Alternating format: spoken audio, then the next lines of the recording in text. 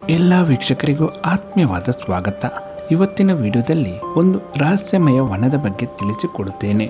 ರಾತ್ರಿ ಆಗುತ್ತಿದ್ದಂತೆ ಈ ವನದಲ್ಲಿರುವ ಮರಗಳೆಲ್ಲ ಹೆಣ್ಣುಗಳಾಗಿ ಮಾರ್ಪಾಡಾಗಿ ನೃತ್ಯ ಮಾಡಲು ಶುರು ಮಾಡುತ್ತಾರೆ. ಆ ವನ ಎಲ್ಲಿದೆ? ಇಂತಹ ಅಗೋಚರ ಘಟನೆಗಳು ನಡೆಯಲು ಕಾರಣ ಏನು? ಎಲ್ಲವನ್ನು ತಿಳಿಸಿಕೊಡುತ್ತೇನೆ. ದಯವಿಟ್ಟು ಈ ವಿಡಿಯೋವನ್ನು ಲೈಕ್ ಮಾಡಿ.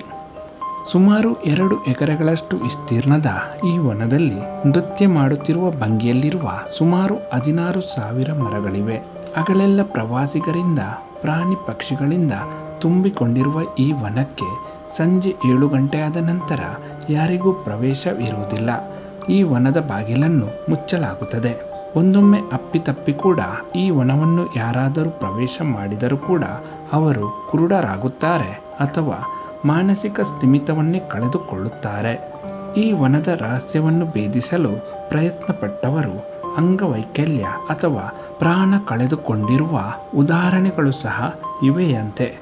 ಇಲ್ಲಿನ ಸ್ಥಳೀಯರು ಸಂಜೆಯಾದ ಮೇಲೆ ವನವನ್ನು ಪ್ರವೇಶ ಮಾಡುವುದು ಬಿಡಿ, ಆ ವನದ ಕಡೆಗಿನ ಮನೆಯ ಕಿಟಕಿ ಬಾಗಿಲುಗಳನ್ನು ಸಹ ತೆರೆಯುವ ಸಾಹಸವನ್ನು ಮಾಡುವುದೇ ಇಲ್ಲ.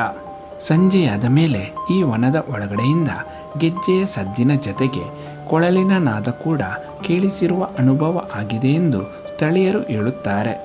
ಈ ವನದ ಮಧ್ಯಭಾಗದಲ್ಲಿ ಪುಟ್ಟ ಮಂದಿರವೊಂದಿದ್ದು, ಸಂಜೆಯ ಪೂಜೆಯಾದ ನಂತರ ಒಳಗಡೆ ಇರುವ ಹಾಸಿಗೆ ಹಾಗೂ ಆಭರಣಗಳನ್ನು ಹಾಗೂ ಹಣ್ಣು ಹಂಪಲುಗಳನ್ನು ಜೋಡಿಸಿ ಇಡುತ್ತಾರೆ.